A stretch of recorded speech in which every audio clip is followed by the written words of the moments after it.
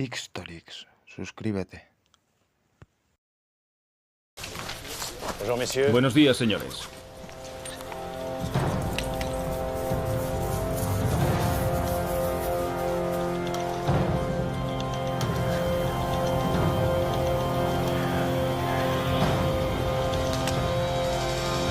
Napoleón comprende que ha sido engañado. No tendrá lugar ninguna batalla. Los rusos han desaparecido sin dejar rastro.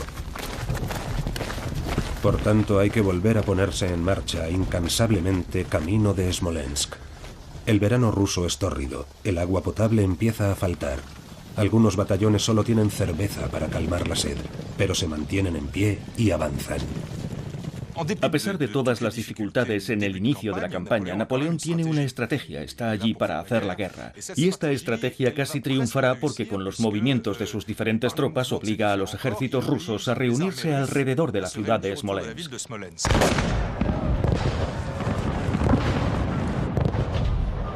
6 de la mañana. Se producen los primeros bombardeos. Napoleón se dispone a hacer frente a los ejércitos del zar, pero se encuentra con un cuerpo de solo 20.000 soldados enemigos que ha recibido la orden de defender Smolensk a cualquier precio. La ciudad que se levanta tras sus murallas, construida en madera, arde por los 4 costados. Hombres, mujeres y niños que no han podido huir mueren abrasados vivos o asfixiados. La ciudad cae irremisiblemente. Napoleón sale por tanto victorioso, pero la tenaz resistencia de los defensores de Smolensk ha permitido que el grueso del ejército ruso escape en dirección a Moscú. Algunos compararán la tragedia de Smolensk a la de Pompeya. Parece la erupción del Vesubio. Hermoso espectáculo, ¿no os parece, caballerizo mayor? Espantoso, señor. Bah, recordad estas palabras. El cuerpo de un enemigo muerto siempre huele bien. Proverbio romano. Sire, os pido permiso para retirarme. Son los rusos los que alimentan este incendio mientras su ejército se esconde, Caulaincourt. Cuando lo honorable para vuestro amigo Alejandro sería medirse al menos una vez conmigo. Después de lo cual sellaríamos fácilmente la paz, igual que 2 campeones se reconcilian tras un duelo. La guerra no es más que política, Caulaincourt. Y la paz no puede fraguarse mientras estamos a este lado del Rin. A Caulaincourt le aflige continuamente el daño que inflijo a su amigo. El zar no es mi amigo. Soy más patriota que otros que solo os complacen y adulan. Os suplico calma, habláis con el emperador. ¿Por qué debo guardar silencio? Me enorgullezco de haber hecho lo imposible por evitar esta guerra. Sire, confiadme una misión en España. Permitidme que salga de este... Sois demasiado susceptible, Caulaincourt. ¿Sabéis cuánto respeto os profeso? Que Alejandro se pronuncie contra Inglaterra y todo habrá terminado. ¿Y mientras tanto? Si no quiere que me haga coronar emperador en el Kremlin, tendrá que buscar la forma de detenerme. ¿No? Más tarde, Caulaincourt escribiría: Napoleón creía en una batalla porque la deseaba y porque se veía vencedor. Estaba convencido de que Alejandro pronto suplicaría la paz. Su embriaguez no cesaba. Y yo me daba cuenta de que ya no podía confiar en las buenas inspiraciones que tan feliz me habían hecho antaño. La ciudad, cuya belleza ya era ensalzada en aquel entonces, sufriría un trágico destino, puesto que quedó completamente destruida por el fuego, un fuego alimentado en gran parte por los rusos a consecuencia de su política de tierra quemada. En Smolensk se produjo el primer punto de inflexión de la guerra, en la medida en que la población civil, ahora a gran escala, pasó a ser una de las grandes víctimas de la guerra. Se considera que la toma de la ciudad de Smolensk marcó el inicio de la guerra patriótica contra los ocupantes franceses. Napoleón, el invasor, hace constituir en Smolensk un concejo municipal compuesto por ciudadanos rusos obligados a obedecer bajo pena de represalias y retribuidos en moneda francesa. El emperador ordena cobrar a la población una contribución en forma de trigo, ganado y forraje. Estos duros gravámenes exacerban el odio contra los ocupantes franceses. Sin embargo, los rusos no entienden por qué el zar Alejandro entrega de esa forma, sin oponer resistencia, sus ciudades y sus tierras. Esta situación generaría una primera crisis muy profunda de confianza entre el zar y el pueblo, pero también una crisis de confianza en el seno del propio ejército imperial. Carta del general Bagration a su amigo Ermolov. Me avergüenza llevar este uniforme. Es un suplicio. Nos han dispersado como meros peones para quedarnos luego de brazos cruzados bostezando de aburrimiento a lo largo de nuestras fronteras. Siento tanta repugnancia que temo perder el juicio.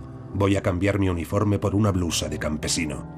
A fuerza de retirarse, los soldados rusos tienen la impresión de estar comportándose como unos cobardes. Su moral está por los suelos. Vuestro ejército, Sire, tiene 1000 oficiales alemanes. Todos los extranjeros que ordenan la infame retirada de vuestras tropas han dejado de inspirar confianza. Por eso he convocado esta reunión. He de nombrar un generalísimo que sepa concitar al ejército y al pueblo alrededor de su figura. De dicho nombramiento dependerá el resultado de la guerra. Yo propongo al general Kutuzov. Kutuzov no gozaba del aprecio de Alejandro I. Para empezar, porque su sola presencia le recordaba el fracaso de Austerlitz, en el que Kutuzov había expresado un punto de vista diferente que el zar no había seguido, lo que se tradujo en un tremendo fiasco. Según cuentan las fuentes, el general Kutuzov sentía pasión por la comida y también por las mujeres. Algunas denuncias dirigidas a Alejandro por sus generales informaban que tanto en su residencia como en campaña se habían encontrado chicas vestidas de cosacos. Eran las encargadas de calentarle la cama. Mientras que Alejandro era un hombre muy mojigato, y desde ese punto de vista existía también una cierta incompatibilidad de estilo, por así decirlo, entre los dos hombres. Para emprender una guerra de liberación, una guerra patriótica, necesitamos un militar ruso. En ese caso, el general Tormasov cumplirá con creces. Kutuzov, señor, es el más veterano. Nuestros mejores generales, Bagration, Benishen, aceptarán servir bajo sus órdenes. El perdedor de Austerlitz. Eso no le impide gozar de gran favor en la opinión pública. Ha sido elegido por unanimidad líder de las milicias de San Petersburgo y de Moscú. Su popularidad y sus hazañas hablan por sí solas, y su valentía es incontestable.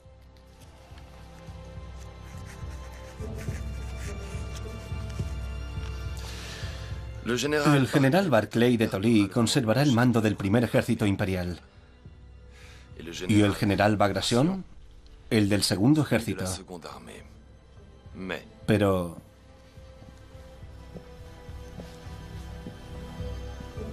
Kutuzov será el nuevo generalísimo.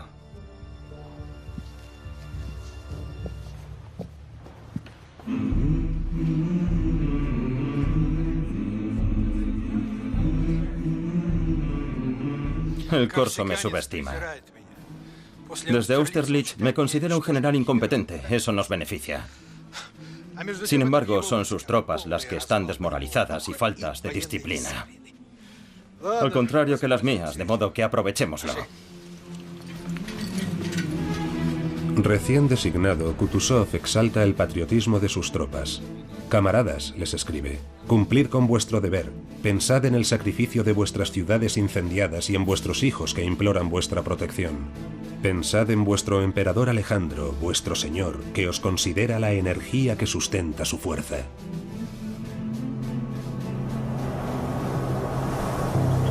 Mientras el ejército del zar se reorganiza de manera decisiva, Napoleón exige a sus hombres que luchen hasta el límite de sus fuerzas. El descanso es indigno de ellos. Violentas ráfagas de viento levantan torbellinos de un polvo abrasador, un verdadero calvario. La rapidez de la marcha provoca la pérdida de muchos caballos, y mientras el tifus causa estragos entre las tropas, la propaganda rusa ataca a los más vulnerables. Soldados franceses os obligan a marchar contra nosotros, os dicen que lucháis en aras de la paz. No creáis esas pérfidas palabras. Combatís por la insaciable ambición de un amo que no desea la paz y que juega con la sangre de vuestros valientes. Regresad a vuestros hogares, aún estáis a tiempo. Llamada a la deserción, acoso, el objetivo es debilitar a la Gran Armée para preparar mejor el ataque. En 2 meses el grueso del ejército merma ostensiblemente. Además de los enfermos, los muertos, los heridos y los desertores, ha habido que dejar algunas unidades por el camino para mantener el control de Vilna y Smolensk. Y no obstante, nada detiene la progresión de la Gran Armée. La caballería y la infantería avanzan día y noche con la esperanza de alcanzar al enemigo invisible. Caulaincourt se queja amargamente de una guerra que cada día le parece más absurda. Nos destruiremos unos a otros sin obtener otro resultado que ganar terreno. Pero a fuerza de ganar terreno, Moscú se encuentra ahora a solo 3 días de marcha. Kutuzov, presionado por la opinión pública, está contra la pared. En Borodino, a 125 kilómetros de la ciudad sagrada, intentará detener a Napoleón. El terreno, muy irregular y boscoso, servirá para obstaculizar el avance del enemigo. Kutuzov establece su línea de defensa en la margen sur del río Kolocha, bloqueando así la ruta hacia Moscú, y levanta 4 reductos. El primero, el más grande, es el reducto de Rayevsky. Después, los 2 reductos de Bagration, más modestos, y por último el reducto de Shevardino, situado como bastión frontal. Un reducto es una fortificación de tierra erigida sobre un promontorio donde se instala una batería de cañones. Por debajo está defendido por una trinchera repleta de soldados. En la retaguardia las tropas rusas permanecen fuertemente concentradas. Kutuzov ha situado sus fuerzas de defensa aquí. Se siente seguro detrás del río, protegido por sus reductos. Inicialmente tomaremos el reducto de Shevardino y el pueblo de Borodino. Así podremos situar nuestras tropas para la batalla final. Nuestros ejércitos del norte se intercalarán para evitar que los ejércitos rusos puedan rodearnos. Eso es todo, caballeros.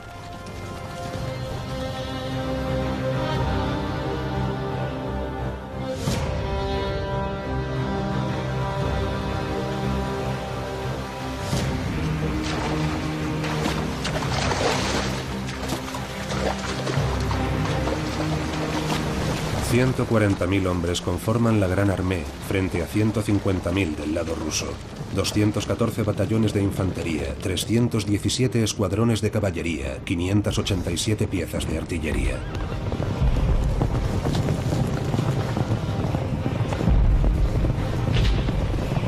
El ruido de los cañones despierta una gran alegría en los franceses y una extraña sensación de alivio, ya que es evidente que los rusos esta vez no han abandonado el campo de batalla.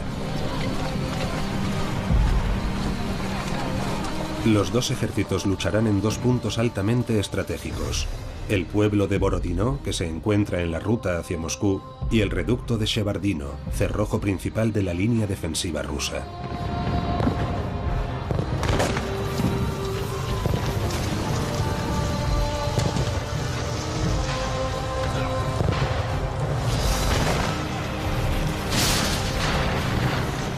En menos de una hora se producen más de 10.000 bajas entre muertos y heridos. Preludio sangriento de la batalla principal, este ataque permite a la Gran Armée medir la resistencia de los rusos. Incluso heridos, en lugar de implorar ayuda, los rusos se niegan a rendirse y parecen decididos a morir allí mismo. Sin embargo, su bravura no es suficiente. Los franceses toman el reducto de Shevardino. Pese a las numerosas bajas, la primera etapa del plan de Napoleón es un éxito.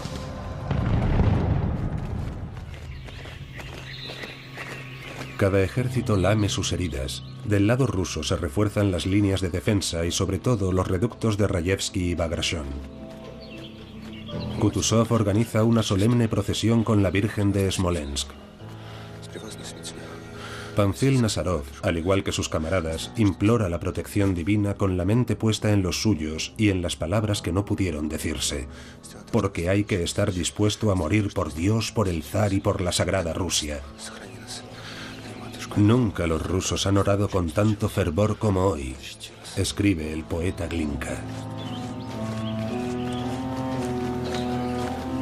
En esos momentos, nuestros corazones y nuestras almas mantienen una conversación secreta con la divinidad.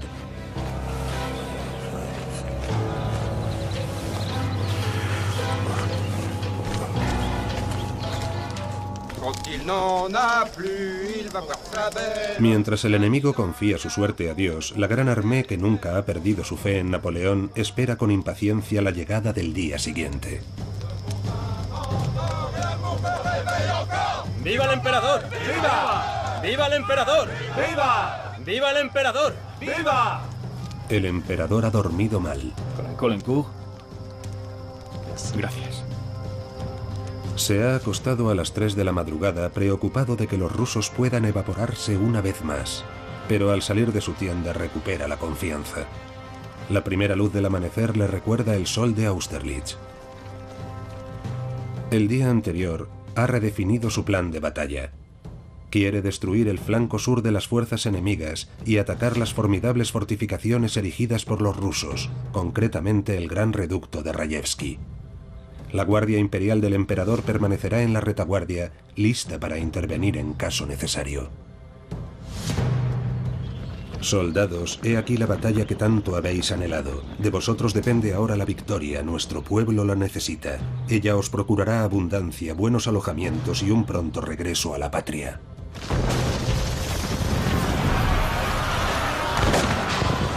Comportaos como en Austerlitz y que la posteridad cite con orgullo vuestra conducta. Que de cada uno de vosotros se diga, estuvo en esa gran batalla bajo las murallas de Moscú. Durante 10 horas, los dos ejércitos lucharán palmo a palmo. Los soldados se olvidan del miedo bajo una lluvia de proyectiles y andanadas de cañón, y apenas se fijan en los camaradas que caen a su lado disparados a quemarropa. Los rusos la llamarán la batalla de Borodino. Los franceses se referirán a ella como la batalla del río Moscova. Las posiciones se conquistan, se pierden, se vuelven a conquistar y de nuevo a perder. El segundo cuerpo de caballería, comandado por el general Montbrun, debe cargar a la derecha del reducto de Rayevsky. Montbrun busca la posición ideal para atacar y parte a caballo en misión de reconocimiento. Por desgracia, una bala de cañón le atraviesa el tórax. Napoleón decide sustituirle por Auguste Caulaincourt, el hermano de Armand de Caulaincourt.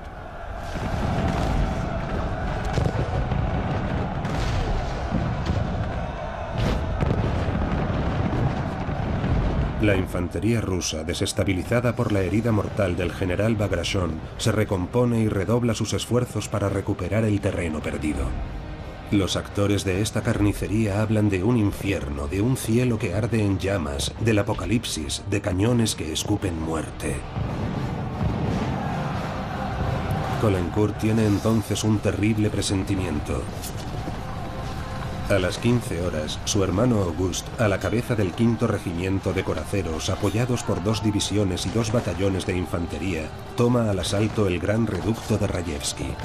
Los rusos se ven obligados a batirse en retirada. Los heridos imploran la muerte para acabar con el terrible sufrimiento que padecen. Los rusos han abandonado sus posiciones, pero su ejército no ha sido destruido. La batalla ha sido terrible y dantesca, pero para que haya un vencedor, tiene que haber un vencido. Resulta muy difícil evaluar el resultado de la batalla de Borodino, porque Napoleón y Kutuzov se habían marcado unos objetivos, y ni Napoleón ni Kutuzov los alcanzaron. El objetivo de Napoleón era derrotar completamente al ejército ruso, y el objetivo de Kutuzov era detener a los franceses y proteger Moscú. ¿Qué significaba ganar una batalla en aquella época? Se consideraba que el ejército que se adueñaba del campo de batalla era el vencedor. En la batalla del río Moscova no existe la menor duda, ya que los rusos se retiraron y el ejército francés se adueñó del campo de batalla. Por lo tanto, Napoleón ganó la batalla del Moscova. Si bien es cierto que a nivel estratégico la batalla del Moscova contribuyó a un debilitamiento aún mayor de la Gran Armée, y basándose en esto, los rusos la reivindican como una victoria. Una forma de poner de acuerdo a todo el mundo sería decir que los franceses ganaron la batalla del Moscova y que los rusos no perdieron la batalla de Borodino.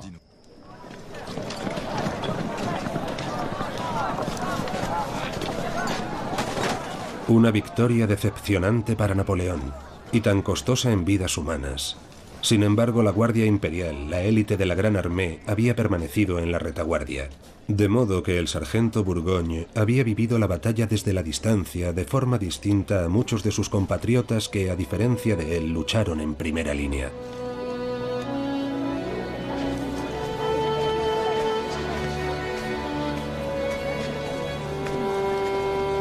Napoleón, prudente, quizá demasiado prudente, no había querido correr el riesgo de debilitar su guardia imperial.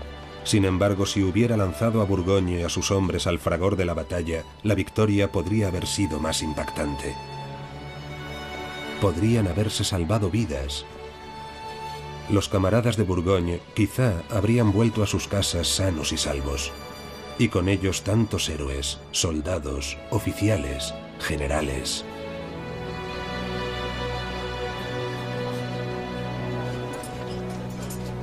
Caulaincourt no olvidaría jamás aquel fatídico día. «Venceremos o me quitaré la vida», fueron las últimas palabras que me dirigió Auguste. Había encabezado la carga decisiva contra el gran reducto. Tuvo tiempo de disfrutarla antes de que una bala enemiga acabara con su vida. A ojos del emperador, Francia había perdido a uno de sus mejores oficiales. Yo había perdido a mi hermano. Tenía 35 años.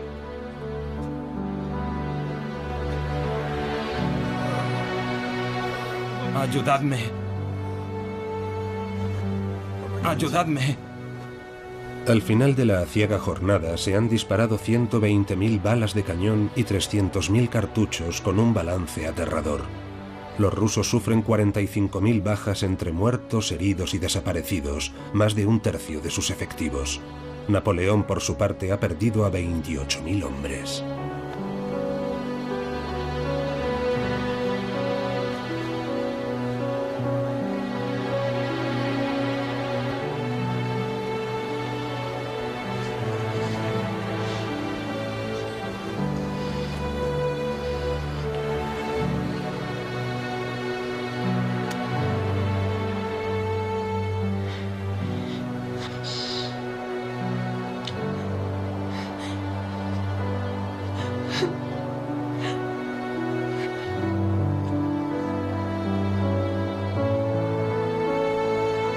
La hecatombe pone de manifiesto las limitaciones de los servicios sanitarios. Numerosos heridos agonizan en el campo de batalla sin recibir auxilio.